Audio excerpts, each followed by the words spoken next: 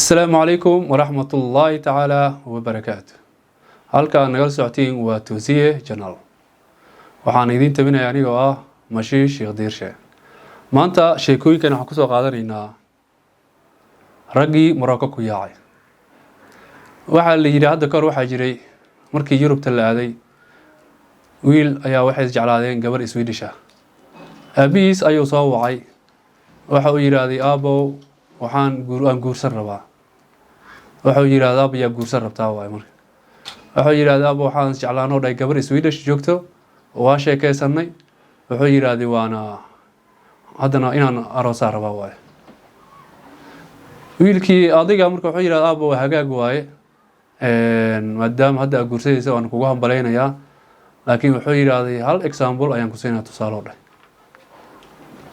wuxuu yiraahday waagii meel heblaay deganeen odaygii dariskeenna cali la oran jiray ee lo'da lahaa ma xasuusataa oo dhay haa yiraahdo baa xasuusaa ninkaas caanaha lo'da ayaan ka soo iibsan jirnay waay wuxuu yiri xasuustaa dib u joogi jiray waay oo dhay haa baa xasuusaa oo dhay wuxuu yiraahday ma ogtaa oo dhay dadka dariska ah ama lo'da haysto dibigiisa oo ay jeclaan jireen oo ayna ka kireysan jireen si oo lo'da u boodo waay asiga waxa xasuustaa oo dhay aab wuxuu yiri wali ma aragto oo dhahay wiila la dhahay dibigii hebel ayaa dhalay ma aragto dhahay waxa xasuustaa dhahay ari lo'na uu lahaa dibigaasna uu lahaa sacyaasha xoolay wiilay dhaleen waa arki jirtay wiili ma aragtay oo dhahay dibigii wiil oo dhalay dibigan oday hebel cali dibigiisa dhalay ilaahay ma aragto dhahay markaas uu yiraahdo aabo may ma arkin oo dhahay marka aabadin waa sidoo kale hadii dibig Sweden noqonaysid adiga ay ku taalaa waay marka oo dhahay marka qisada waxaan soo noqonaynaa marka waxa leeyahay oo dhahay dadka hadda maanta Morocco aaday waxaan arkaynaa dibiye Morocco u faafay baa arkaynaa